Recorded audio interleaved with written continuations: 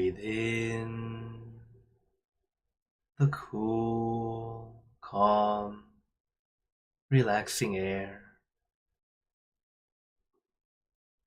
and breathe out all your worries, thoughts, and responsibilities. Just let it all go. Forget about it for the time that we are meditating. Just breathe in, breathe out. Let each breath of fresh air help you become more relaxed, more comfortable. Take in a few more deep breaths, as this is a natural and easy way to relax. And once you are ready, you can return to normal breathing.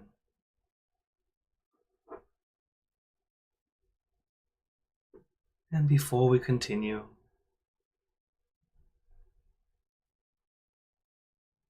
remember to let go of all your expectations. Whatever you think or know is supposed to happen, forget about it. Let yourself feel as innocent as a child. No worries, no regrets, no responsibilities. Just innocent and free. Not a care in the world.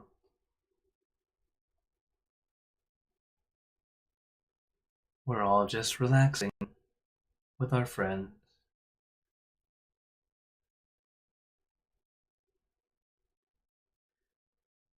As when we meditate, just like everyday life, you never know what's going to happen.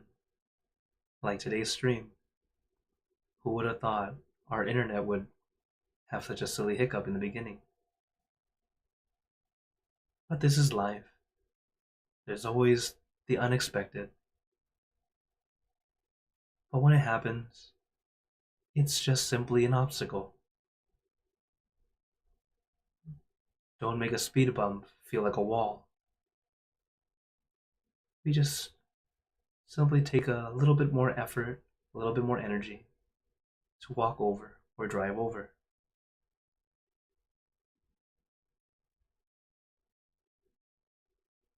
So as we practice together, take your time, take it easy.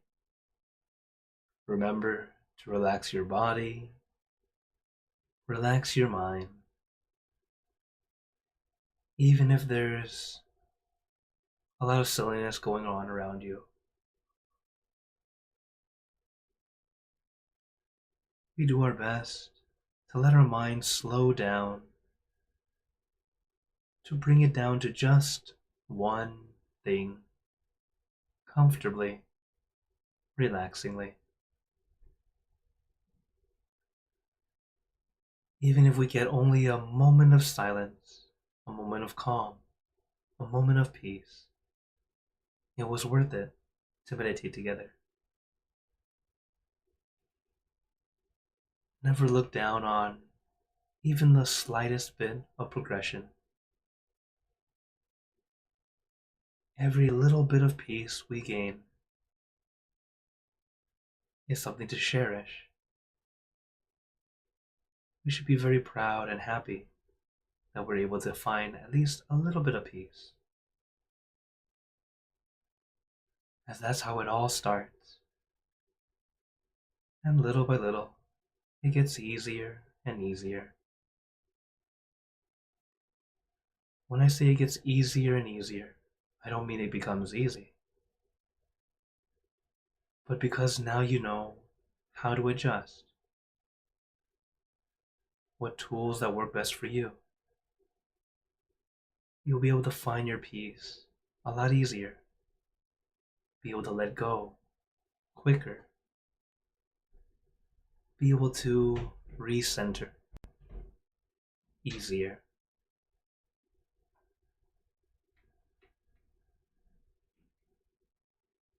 It's just like exercise. At first, we might not be able to lift the weight, so you start with something smaller, and little by little, you get stronger and you're able to handle a heavier weight. But you should never try to do the heaviest thing first. You end up feeling you'll never make it. Instead, take it slow. Allow time to grow. Little by little, you'll find your peace. You'll find some calm. And before you know it, you're able to use it in your daily life, adding more contentment to your life.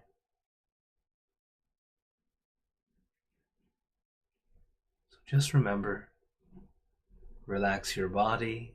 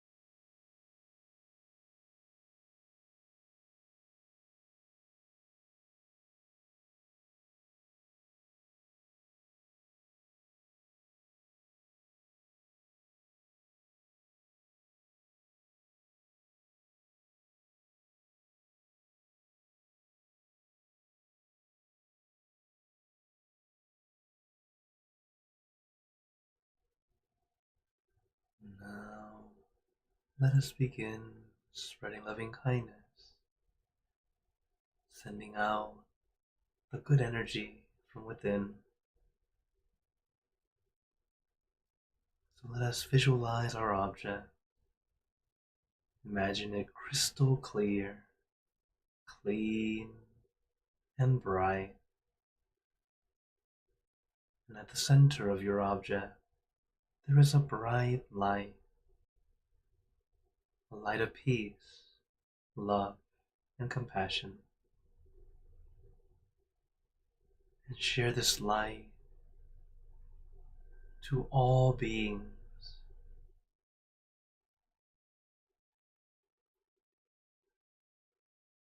Everyone we know, everyone we don't know, our family and friends, to this country and those around us, and throughout the entire world, sending out this good energy. And also, let us make this wish together for us all to be happy, healthy, wealthy, successful, to gain wisdom, attain enlightenment, for world peace. Let us take a moment to make our own good wishes.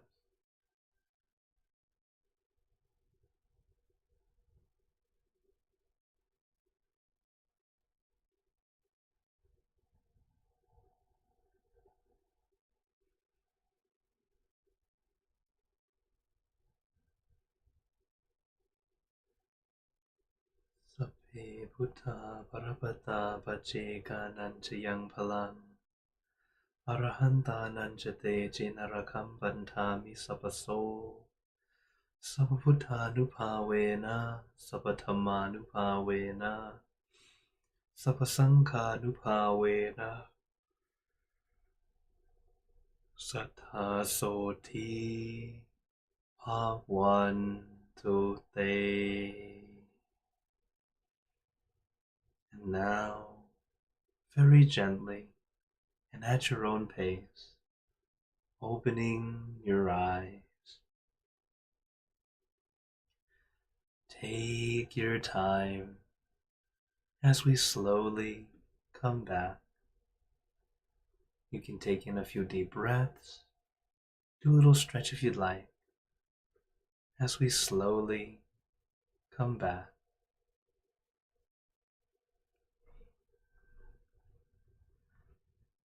How is everyone feeling? Take a moment to notice how you feel right now that we finish the session.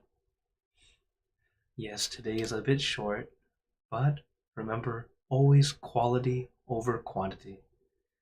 And of course, taking the time to check and see what worked, what didn't work. Even in a shorter session, you can always see what's working, what's not working. That way we continue to improve no matter how long we are practicing. I see more people came in. Hello, Elizabeth. Hello, Pat. Hi, Blue Dog. Hello, Mom. And hello, Hakuso, Pink Ninja, Jade, joining on YouTube. Also, I'd like to apologize again. I don't know what's wrong with my signal. I am recording the session right now, so I'll go back and see if it needs to be posted. I'll post the wisdom talk. At least this is part of the session. Okay, so for today, I felt like it's a good idea to add a little bit more info about merit. So the first time we had our wisdom talk, I talked about merit and I gave you a lot of information. It might have been a bit long, but I got a little excited and wanted to share the information. So I told you guys about how merit, or bun, is the foundation of all happiness and success in lives. And it can be done in three main ways: generosity, keeping precepts or morality, and meditation, bhavana, purifying the mind. So for today's session, wanted to ooh, technical difficulties. There we go. Oh, why is it not? Okay. Not that. That. There we go. And now back. Okay, so with merit, we always talk about how it is good to do, right? But then we always think about, well, if I do the good things today, when do I expect the good thing to come back? We know that karma works this way. You do good, good things come back. You do bad, bad things come back. It's like a shadow. Whatever you do, it comes back exactly the same, or something like it. So we like to use the analogy of, well, first, before we can go to that, we should also remember, like I said, it is, uh, excuse me, why is it freezing up? There we go. So as we talked about merit before, it is that good energy. That's a nice refresher if anyone doesn't remember or they didn't join that session. So merit is good energy, or really pure energy, positive energy from us. It also cleans your mind. It's also something that brings happiness and, as I mentioned, success. Happiness and success comes from this energy. It is quite literally the name for good karma. All the good energy that we do, we call it merit or bun, as that's the type word we use. So bun can be done in several ways. How do we make it? The 10 ways I talked about last time. Generosity, precepts, meditation, humility, service, as you can see on the list. So all these different ways that we can add merit to ourselves. So as we know, we want to add more and more merit to ourselves. This is the good energy to bring in goodness for us. But we know it's good to do. We know good will come to us. But when exactly does this happen? We like to think of, well, it's like, it's kind of like farming. We've all heard it before. Many religions have the same exact analogy because it's very, very natural.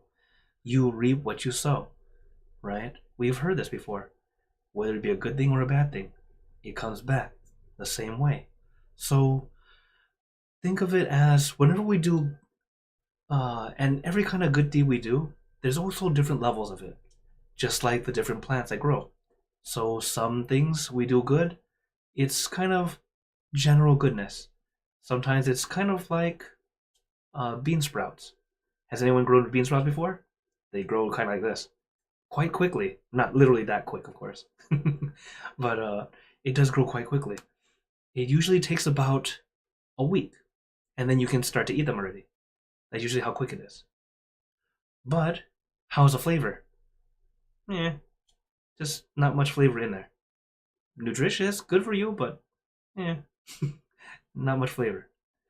Compared to another good deed you do, let's say you do a donation, or you give a lot of time and energy to help someone, or your church or temple. It's kind of like growing strawberries. Now, strawberries, they take about approximately 3 months, approximately from 1 to 3 months, depending on your crop, for it to grow. But how does it taste? Definitely better than bean sprouts, right? As you can see that monkey enjoying it there.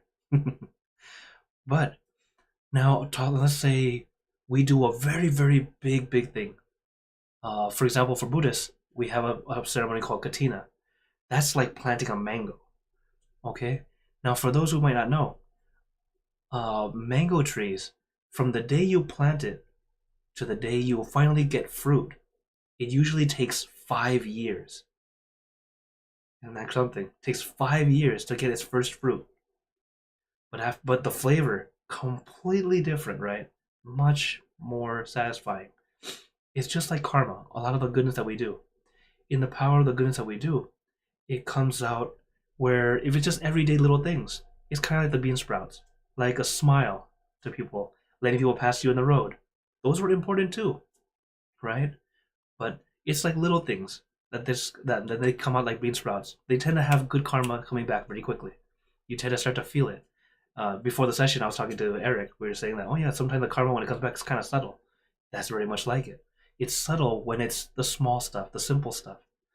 When you start to put in a bit more effort, like taking the time to offer food to the monks, going to make a donation to your favorite charity, something like that. And it's not like super crazy, but a little something that you can help out at the moment. Hey, it's like the strawberries. You're starting to, and then the fruition comes back. It's why sometimes you just, hey, I'm just kind of lucky, or this thing just happened to come to you. Then, uh, understanding that this is how it works. It's just like this, just like the farming. You reap what you sow. At the same time, understand that merit is the energy of success, making something happen. Another thing that's very similar and popular nowadays is something called manifestation or manifesting, where it's very similar. The only thing they're missing there is it's not just you wishing with your mind for something good to happen. For that thing to happen, it needs some kind of energy to fuel it. This is what we call merit, bun. When we do the goodness, that's what becomes a fuel to make that manifestation happen. So if you've heard of manifestation, you're like, oh yeah, I've had some of the kids that I used to teach. They're like, oh, Long P, I'm really into manifestation now. I'm like, yeah, that sounds good. But don't forget to add the fuel. Do goodness too. You can't just expect the universe to always help you when you're not trying to help the universe. So we do goodness with whatever we put out. It actually becomes the energy that helps us. But also, like I said, it's the energy to make success happen. And success doesn't mean it's only good things. You can also use this merit to do bad things. So another thing I want to add to this, not only is it like how the fruition happens, it takes time. Sometimes it's immediate, sometimes it's within this lifetime, sometimes it's another lifetime. For example, why some people are born wealthy. They didn't do anything. Why are they wealthy? Because of past lifetimes. That good energy followed them. That made them get that opportunity to have that. Or why is it that we might be very poor or very smart? Something like that. Like as I share with you, the merit we do, it follows us always. And depending on what kind of merit we do, will bring that kind of energy. So generosity brings wealth. Keeping precepts or morality brings good health and strength. Purifying your mind or meditation brings wisdom. So we need all three, of course. We can't do just one or the other. So we do a little bit when we can, whatever we can, little by little. But as I mentioned, this is the energy to make success happen. But if you have not so great friends and they tell you to go to do something not so great, for example, let's say you had friends that said, hey, let's go rob this store.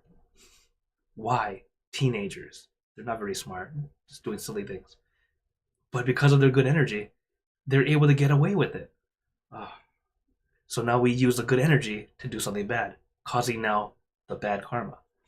So what I like to say is, what we need to do is what we call adhitan.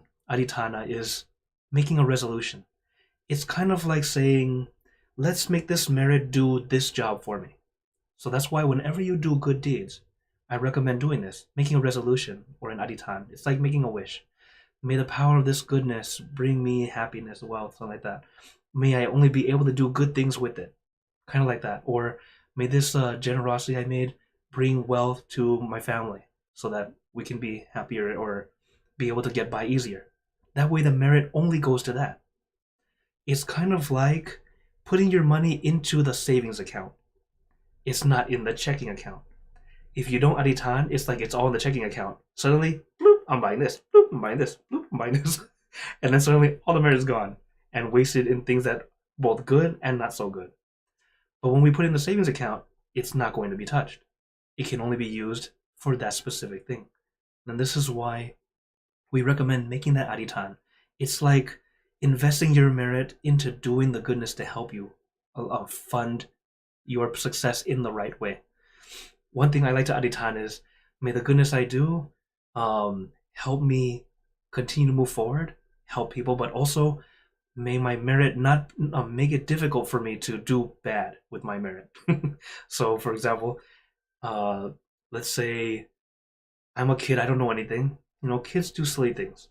And some common boy things is throw rocks at birds or throw rocks at something. We are just silly kids. And Of course, some friends would be very good. Poof, they'll always hit it. And then I'll be the one who never hits it. No matter how hard I try, I just can't get it. I'll be very lucky that I don't kill anything. And everyone else just looks at me and goes, too bad, you couldn't hit anything. Kind of like that. This is kind of my usual wish, is I wish that the goodness I do only goes toward adding more bon, adding more merit to me. As instead of unintentionally causing me to add more bad karma, which makes the cycle go longer and longer. So this is why we always teach to continue doing more goodness as best as you can. We're human. You're going to make mistakes. And that's why we had the analogy of water and salt. In Buddhism, we don't believe that you wash away the good or wash away the bad with good. It just doesn't work that way.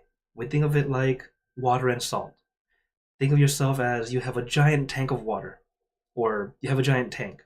How much water in there depends on how much goodness you've had. But also, any bad you've done is like adding salt to the water.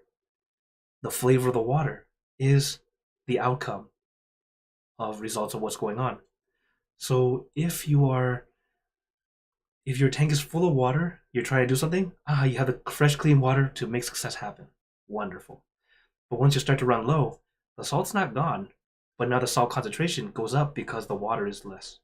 When there's less water, the salt starts to take effect. And then, now it's a salty time.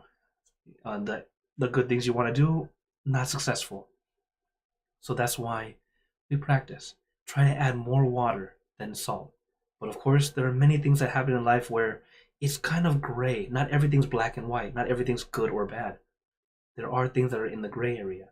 And that's why with our knowledge, with our understanding, we're able to choose the better path. There might still be some salt in there, but it's better than the completely salt. Kind of like that. We'll continue to do our best to do what's best. Okay? So if you know you're doing not so great, don't be so hard on yourself. We're human. We just do our best to get a little bit less salt, until eventually it's all clean water, at least as much as possible. Okay?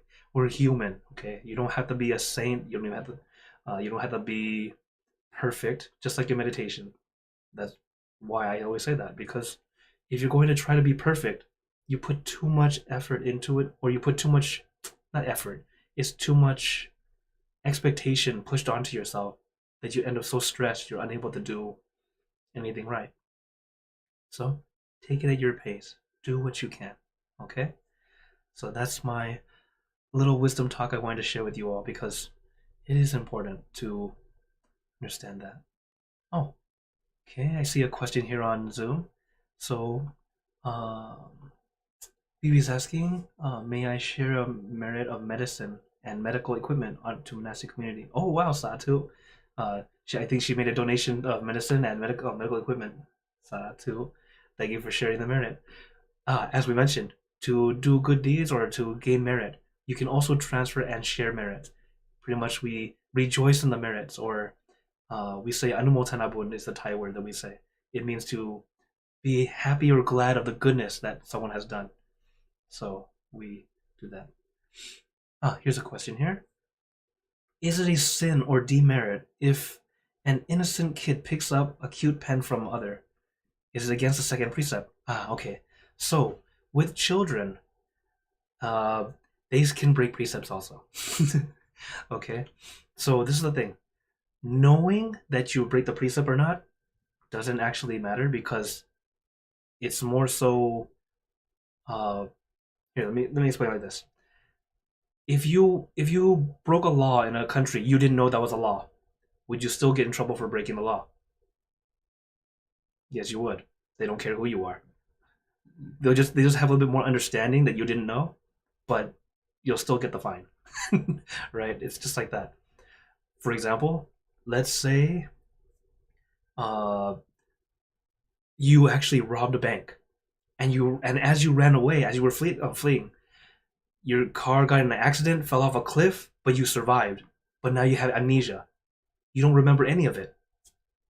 Are you still going to prison because of the bank robbery?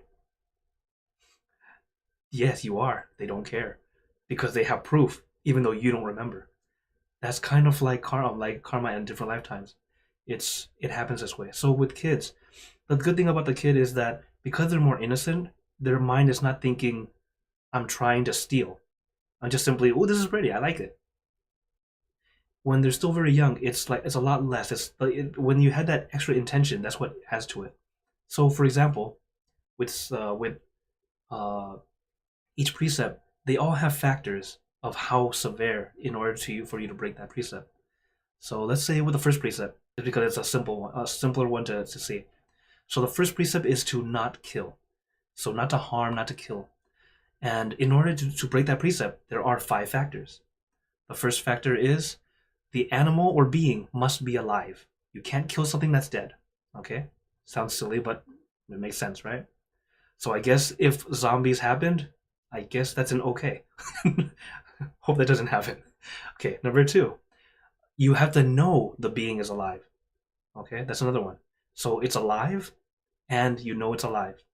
3, you have the intent to kill it. You want to kill it. 4, you attempt, you try to kill it.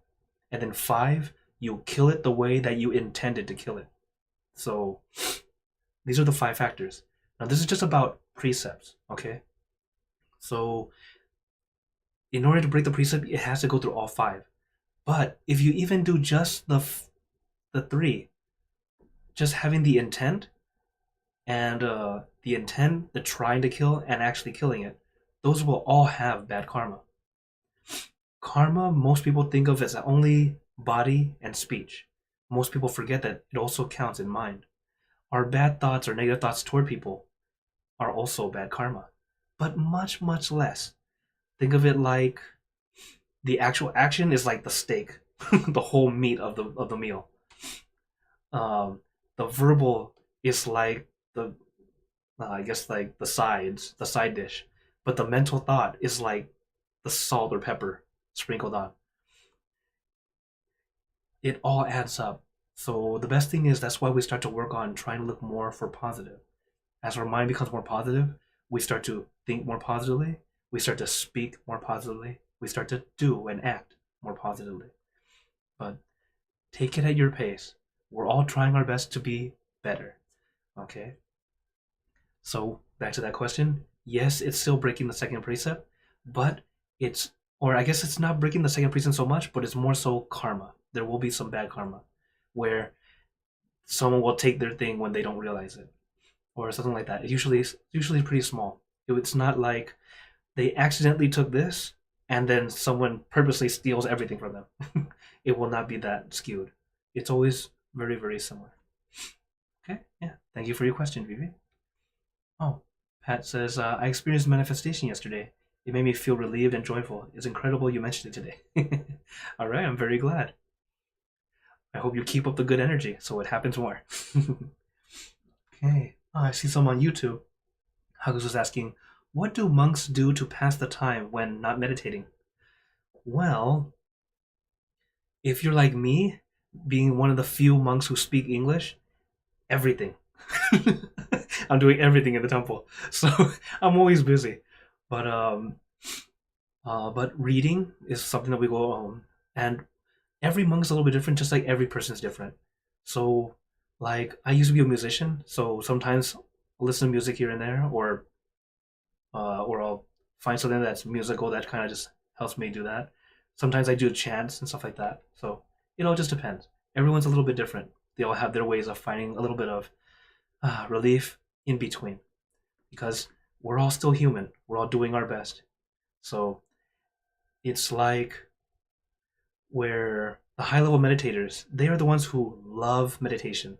I like to say I like to meditate, not quite love, meaning while they love it, they can do it for 8 hours a day. I can't do that. I'm pretty happy with my 2 to 3 hours. So, so I like meditating, but I have a lot of other things that I do. Actually, most of my time is also chatting with you guys. So I really enjoy doing that. Okay. Oh, Elizabeth has a little thing here. Let me see. She's saying, my very large old dog is very sick with cancer. Oh, I'm sorry to hear that. She's no longer eating and her body is preparing to die. We have taken her to the vet to give her injections to keep her comfortable. Once she is in a lot of pain, is it considered bad karma to end her life peacefully? Or should it be considered better karma to let her die in pain? Ah, this one is okay. I'll tell you the Buddhist answer first. Okay, the Buddhist answer is to not euthanize. Okay, it's not to kill them before their time. The reason is because even if we don't understand them, every living being is always fighting for their life, fighting to stay alive, even when they're suffering. Okay, so us ending it quicker, it seems like it's better, but in Buddhism, the karma is still killing because you're the one killing them, even if it's a quote unquote mercy killing. Uh, as a friend, uh, I would say depending on how much they're suffering, if it's ending to causing you guys to feel even more suffering from their suffering, I understand as a friend, but as a Buddhist, I would say try to let them get through. Keep them as comfortable as you can. Be with them. It's actually very, very comforting. Sometimes they finally let go and go, all right, I'm done. And then they pass on. But us forcing it on, sometimes, not only that, sadly, this happened to one of our members. She told me about when they had to put their dog down. And sadly, the nurse or whoever came in, they wanted to do it at home so the dog could be comfortable. But unfortunately, I don't know what the nurse did. They did something wrong where they were supposed to inject two or three different things. One's supposed to numb them out, I think, and then eventually let them just fade away. And sadly, they skipped, and then they just see the dog writhing in pain till it passes. So sometimes you'll think that it would be mistakes happen. So yeah, that was definitely traumatic for them. So I wouldn't say you should do it either way. Karma, it is bad karma, but but as as a human being and a friend, I understand. Okay, another question. I was just saying, oh, making a wish after doing a good act is very interesting. How do you stop the mindset of self gain in this process? Okay, in the beginning, as we are adding more merit to ourselves, we need self gain. That energy is important for us to be able to help us do the good things we want to do. If we look at Buddhism teaching about what's it called, non-self and letting go of attachments, we have to understand that this is the end of the book. This is like end game. We're still in the beginning, so let us continue to practice first. If we think of going, okay, I'm cutting everything away. Um, it's like if you're cutting away from everyone, but you have no supplies. It's not going to end well. It's kind of like that. Our merit, our good energy, this is the thing that we need for us to survive. Once we have abundance of that, that's when we're able to start to cut away from the worldly things. This is why a lot of, even during the Buddha's time, not every monk was able to enlighten. A lot of them were just regular monks, regular men like myself, just doing their best. It takes a lot of time. We don't know how much water or good energy we have. In deep meditation, you can eventually find out. But instead of thinking, oh yeah, well, I'm just gonna go and start letting go, I recommend find our peace, bring that good energy first. It's mostly doing it for the sake of goodness. Like how I shared before, it's changing from being selfish to becoming selfless. So in the beginning, if it's like for self gain, it's okay. It's a start. Just like training a dog, oddly. We need a treat. We need some positive reinforcement. When we had that positive reinforcement, we started to go, oh, yes, this is right. At first, it's us feeling good. Later on, we feel that we just realize, no, this is something that we all need. We need to help each other. It works this way. You start to understand this is just how everything should work. But, yeah, little by little. Don't think you're a bad person because you're enjoying or feeling you're getting something out of doing something good for someone else. That's just kind of how it starts. Later on, our mind starts to let go of that, and you're doing it because you want to do good. Okay? So, like I said, we don't have to be a saint. You don't have to be, um, very super spiritual or perfect or angelic. Okay, we're human. We just do what we can now. Okay. Right. Thank you for your question. Uh, okay. Oh. Sorry to hear that. Thank you, Akshay. She says today Judge Frank from Rhode Island just passed away. He was known as the nicest judge in America. Oh, that's pretty sad. I'm gonna have to go research and see. And also, hello. Thanks for joining in. And hello, Ronald. He says Namo Amitufo. Okay, so I'm very glad that the signal ended up getting to YouTube and probably Facebook. I can't tell right now, but I did record it just for in case. And I hope you take this wisdom as information. If you think it's interesting and want to try it out, please do. That's the thing that we're here for. As as Buddhist monks, we don't try to convert anyone. We just share information. And if you look at it in different religions, you'll realize that a lot of other religions have something similar. We're all saying the same thing, different ways. And it's like I've shared with you guys, different meditation methods or different religions. It's like ice cream. You it's not what's better, it's what you prefer. Because in the end, we're all doing the same thing, trying to find peace and a wonderful thing to add to your life. Okay, so for now, uh, as I like to end the session now, but also as usually, I usually stay on a little bit longer on Zoom. But tonight, I need to get some rest because tomorrow morning I fly to New Jersey. So for those who didn't know yet, I'll be in New Jersey for a 1 day retreat. It will be this Saturday. So feel free to come by. And also this Saturday, sadly, we won't be able to have any online session, or at least I won't be leading it. So uh, please feel free to watch a YouTube clip or meditate on your own and see how you do. Okay? And I'll be back again next week. So before we go, may you all be blessed with happiness, good health, wealth, success in your lives. May you be surrounded by good friends who will always guide you into light in times of darkness and in times of need. And when you close your eyes to meditate, may you attain Dhammakaya easily and quickly in every lifetime. So thank you again, everyone. Have a wonderful day or night wherever you're watching from. And remember, a smile a day keeps the stress away. So everyone, keep smiling. Let's brighten up the world together. So for everyone, good night and see you guys next time.